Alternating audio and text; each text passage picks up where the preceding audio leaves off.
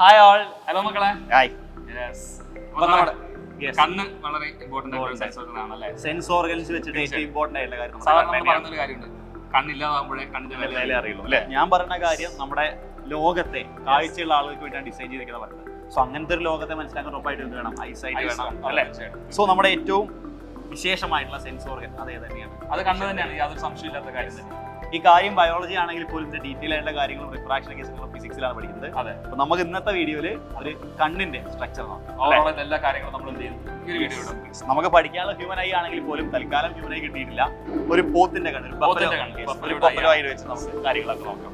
അപ്പൊ നമ്മൾ ആ കണ്ണിന്റെ പുറത്ത് കാണുന്ന ഭാഗം, ഇത്ര ഭാഗം മാത്രമാണ് നമ്മൾ പുറത്ത് കാണുന്നത് അല്ലെ. പ്ലെയിൻ ആയിട്ട് തോന്നും, പക്ഷെ ആക്ച്വലി കണ്ണിന്റെ ഷേപ്പ് എന്താണ്? സ്ഫെറിക്കൽ ഷേപ്പ് ആണ്. ഒരു സ്ഫെറിക്കൽ ഷേപ്പുള്ള ഭാഗമാണ്. അതിൽ ഏറ്റവും പുറത്ത് കാണുന്ന ഈ വെള്ള ഭാഗം അത് നമ്മുടെ ബയോളജിക്കാരെ പ്രിയപ്പെട്ട ഭാഗമാണ് അല്ലെ. യെസ്, അതിന്റെ പേര് സ്ക്ലീറ എന്നാണ്. നമ്മൾ ഫിസിക്സിലേക്ക് വരുമ്പോൾ ഇമ്പോർട്ടന്റ് ആയിട്ട് വരുന്ന ഭാഗം അത് ഈ കാണുന്ന ഭാഗമാണ്. ഈ കാണുന്ന ട്രാൻസ്പെറന്റ് മെംബ്രെയിൻ. ഈ മെംബ്രെയിന്റെ പേര് മക്കൾക്ക് എല്ലാവർക്കും അറിയാം. That transparent membrane is called cornea. അല്ലേ? കോർണിയയുടെ അകത്ത് നോക്കിക്കഴിഞ്ഞാൽ ലൈറ്റ് എൻട്രി ചെയ്യുന്ന ഒരു പാർട്ട് ഉണ്ട്. ആ പാർട്ടിന്റെ പേരാണ് പ്യൂപ്പിൾ. പക്ഷേ ഈ പോത്ത് എന്താ പറയാ, അതെ, മരിച്ചിട്ട് കുറച്ച് അധികം സമയം പ്യൂപ്പിൾ ഡൈലേറ്റഡ് ആണ്. ഓപ്പണിംഗ് കാണുന്നില്ല. ലൈറ്റ് എൻട്രി ചെയ്യുന്ന ആ ഓപ്പണിംഗിന്റെ പേരാണ് പ്യൂപ്പിൾ. ഇതാണ് അവിടുത്തെ പ്യൂപ്പിൾ. യെസ്, ഇത് ഐബോളിന്റെ പുറകിലേക്ക് നോക്കിക്കഴിഞ്ഞാൽ വളരെ ഇമ്പോർട്ടന്റ് ആയിട്ടുള്ള ഒരു നെർവ് നമുക്ക് കാണാൻ കഴിയും. ഈ നെർവിന്റെ പേര് ഒപ്റ്റിക് നെർവ് എന്നാണ് അല്ലെ. യെസ്, നമ്മൾ കാണുന്ന സംഭവങ്ങൾ നമ്മുടെ തലച്ചോറിലേക്ക് ഇലക്ട്രിക്കൽ സിഗ്നൽസ് ആയിട്ട് വിഷ്വൽസിനെ ഇലക്ട്രിക്കൽ സിഗ്നൽസ് ആക്കിയിട്ട് ആ സിഗ്നൽസ് ബ്രെയിനിലേക്ക് കൊടുക്കുന്ന വളരെ അടിപൊളിയായിട്ടുള്ള നെർവാണ് ഇത് അല്ലെ. So this is optic nerve. അപ്പൊ ഇത്രയും കാര്യങ്ങൾ നമുക്ക് പുറത്ത് കാണാനുള്ളത്. സ്ക്ലീറ ഉണ്ട്, ദെൻ ഈ ഭാഗത്തിന്റെ പേര് കോർണിയാണ്, പുറകിൽ ഒപ്റ്റിക് നെർവ് ഉണ്ട്, നമ്മുടെ ഐബോൾ സ്ഫെറിക്കൽ ഷേപ്പ് ആണ്. നമുക്ക് ഇത് കട്ട് ചെയ്തിട്ട് ഇതിന്റെ അകത്ത് എന്തൊക്കെ കാര്യങ്ങൾ അല്ലെ. സോ നമ്മളിത് കട്ട് ചെയ്യുമ്പോൾ എങ്ങനെ കട്ട് ചെയ്യണം സാർ? ഇങ്ങനെ കട്ട് ചെയ്യണോ, ഇങ്ങനെ കട്ട് ചെയ്യണോ? ഇങ്ങനെ കട്ട് ചെയ്യാം അല്ലെ. കട്ട് ചെയ്യാണേ. യെസ്, ദാ സ്ക്ലീറ കട്ട് ആയിക്കൊണ്ടിരിക്കുകയാണ്. ഇപ്പോൾ ബയോളജിക്കാർക്കൊക്കെയാണ് 2-3 മെമ്പറിനെ കുറിച്ച് പറയാനുള്ളത് അല്ലേ. കൊറോയിഡ് ലെയർ ഞാൻ കട്ട് ചെയ്തുകൊണ്ടിരിക്കുകയാണ്. യെസ്, സോ ഏറ്റവും പുറകുന്ന ഒരു ഫ്ലൂയിഡ് പുറത്തേക്ക് വന്നു അല്ലേ. നമുക്കറിയാം ആ വലിയ ചേമ്പർ, യെസ്, അതിനകത്ത് നിറഞ്ഞിരിക്കുന്ന ജെല്ലി ലൈക്ക് ഫ്ലൂയിഡ് ആണ്. Yes, vitreous humour. അതാ വിട്രിയസ് ഹ്യൂമർ ആണ് പുറത്ത് വന്നുകൊണ്ടിരിക്കുന്നത് അല്ലേ. വിട്രിയസ് ഹ്യൂമറിന്റെ ഫംഗ്ഷൻ എന്താണ് സർ? വിട്രിയസ് ഹ്യൂമർ കണ്ണിന് സ്ഫെറിക്കൽ ഷേപ്പ് ആണെന്ന് പറഞ്ഞു. കണ്ണിന്റെ ഒരു ആകൃതി ഷേപ്പ് മെയിൻറ്റെയിൻ ചെയ്യാൻ സഹായിക്കുന്നത് വിട്രിയസ് ഹ്യൂമർ ആണ്. അപ്പൊ അതാണ് നമ്മുടെ വിട്രിയസ് ഹ്യൂമർ ആണ് ആക്ച്വലി പുറത്തുകൊണ്ടിരിക്കുന്നത്. നമ്മൾ കട്ട് ചെയ്ത ചേമ്പറിന്റെ പേര് നമ്മുടെ സ്വന്തം വിട്രിയസ് ചേമ്പർ. അതാണ് നമ്മൾ അതിന്റെ വിട്രിയസ് ഹ്യൂമർ പുറത്തേക്ക് എടുത്തുകൊണ്ടിരിക്കുകയാണ്. ഇതാണ് ആ പറഞ്ഞ jelly like transparent fluid vitreous humour. അത് ട്രാൻസ്പെറന്റ് ആവണം, കാരണം നമ്മുടെ ലൈറ്റ് റേ ഫിസിക്സിന്റെ ഭാഗം നോക്കുകയാണെങ്കിൽ റിഫ്രാക്ട് ചെയ്ത് റെറ്റിനയിൽ വന്ന് പതിക്കണം. ആ റെറ്റിനയിലേക്ക് വരണമെങ്കിൽ ഈ ഭാഗം കണ്ടാൽ തന്നെ മനസ്സിലാവില്ല, വളരെ ട്രാൻസ്പെറന്റ് ആയിട്ടുള്ള ക്രിസ്റ്റൽ ക്ലിയർ ആയിട്ടുള്ള ക്രിസ്റ്റൽ ക്ലിയർ എന്നൊക്കെ പറഞ്ഞാൽ ഇതാണ് കാര്യം. അങ്ങനത്തെ മെംബ്രെയിൻ ആണ്, ലൈറ്റ് അടിപൊളിയായിട്ട് കടന്നു പോകുന്ന ഒരു ഭാഗമാണ്. ഞാൻ അല്ലെങ്കിൽ ഇതിന്റെ സ്ട്രക്ചർ അത്ര കണ്ട് ഡിസൈൻ ചെയ്ത് ഓരോ ജീവിയിലും തീർച്ചയായിട്ടും മാജിക്കൽ തന്നെയാണ്. യെസ്, ഇതാ നമ്മൾ ഈ ഭാഗം കട്ട് ചെയ്ത് കഴിഞ്ഞു. ഐ ഓപ്പൺ ആയി. ഈ കാണുന്ന വലിയ ചേമ്പർ നമുക്കറിയാം, ഇതാണ് നമ്മുടെ സ്വന്തം വിട്രിയസ് ചേമ്പർ. ഈ അവസാന ഭാഗത്ത് കാണുന്ന ഈ ഒരു ബ്ലഡ് വെസൽസ് ഒക്കെ ഉള്ള ഈ ഭാഗമാണ് റെറ്റിന എന്ന് പറയുന്നത്. പക്ഷെ ഇവിടെ നമ്മൾ എടുത്തത് ഒരു ആനിമലിന്റെ ഐ ആണ്, അതുകൊണ്ട് സ്പെഷ്യൽ ഭാഗം കാണുന്നുണ്ട്. നമ്മൾ ലൈറ്റ് ടപ്പീറ്റ് എന്ന് പറഞ്ഞ ഒരു കളേർഡ് പാർട്ട് ഇവിടെ കാണുന്നുണ്ട്. ഇത് ആക്ച്വലി ഹ്യൂമൻ ഐയിൽ ഇല്ല. ഇതാണ് കളേർഡ് പാർട്ട്. ആൻഡ് അത് ലാസ്റ്റ് മെംബ്രെയിൻ ഇവിടെയാണ് നമ്മൾ പറഞ്ഞത് വരുന്നത് റെറ്റിന അല്ലെ. റെറ്റിനയിലേക്ക് നമുക്ക് തിരിച്ചു വരാം.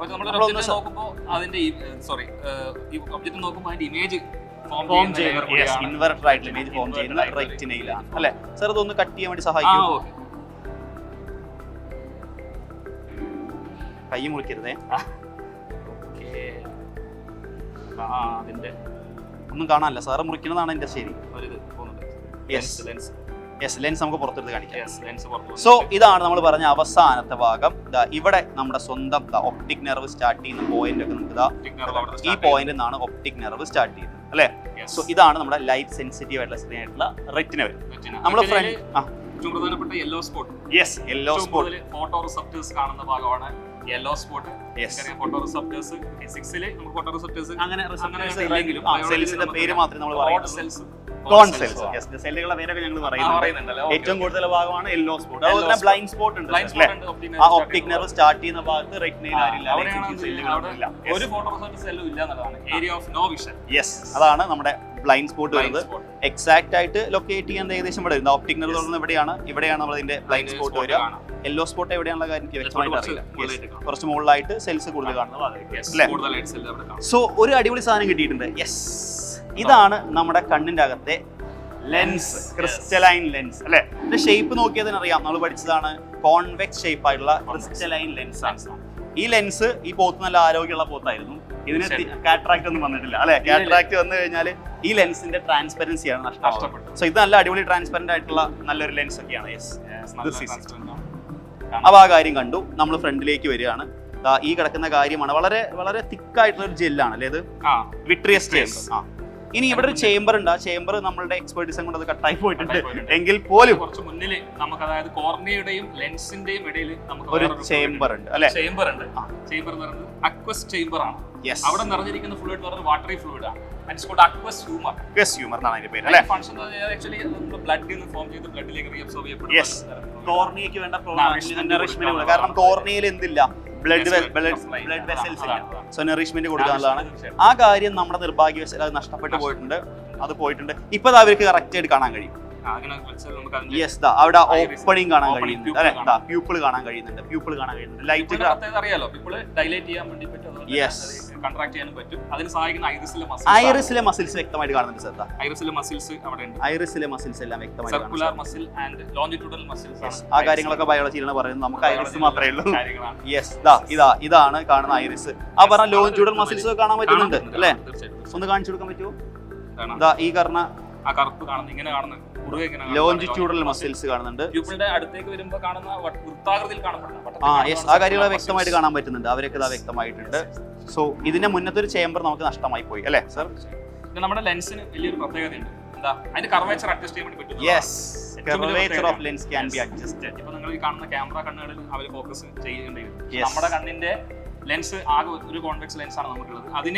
അതിന്റെ ഫോക്കൽ ലെൻസ് അഡ്ജസ്റ്റ് ചെയ്യാൻ വേണ്ടിയിട്ട് അതിന്റെ കർവേച്ചർ, പവർ ഓഫ് അക്കോമഡേഷൻ നമ്മുടെ കണ്ണിന്റെ ഏറ്റവും വലിയൊരു സവിശേഷതയാണ്. നിയർ ബൈ ഒബ്ജക്റ്റിനെയും ഡിസ്റ്റന്റ് ഒബ്ജക്റ്റിനെയും വളരെ വ്യക്തമായി തന്നെ കാണാൻ വേണ്ടി പവർ ഓഫ് അക്കോമഡേഷൻ എന്നുള്ള കൺസെപ്റ്റ് വളരെ image is always from the retina. ആ ഇമേജ് റെറ്റിനയിൽ തന്നെ ഫോർമേഷൻ ചെയ്യാൻ വേണ്ടി വളരെ ഹെൽപ്ഫുൾ ആണ് നമ്മുടെ ലെൻസ്. ഈ ക്രിസ്റ്റലൈൻ ലെൻസ് ഐബോളിൽ കണക്ട് ചെയ്യുന്ന ലെൻസ് മസിൽസിന്റെ പേര് സീലിയറി മസിൽസ് ആണ്. സീലിയറി മസിൽസ് ആണ് ആക്ച്വലി ഇതിന്റെ ആ ഒരു ഇലാസ്റ്റിസിറ്റി കൊണ്ടാണ്. സീലിയറി മസിലും ലെൻസ് കണക്ട് ചെയ്യുന്ന ലിഗമെന്റുകൾ അവിടെ നമുക്ക് കണ്ണിൽ കാണാൻ സാധിക്കും. തൽക്കാലം ഞങ്ങളുടെ എക്സ്പെർട്ടീസും കൊണ്ട് അതൊന്നും കാണാൻ സാധിച്ചിട്ടില്ല.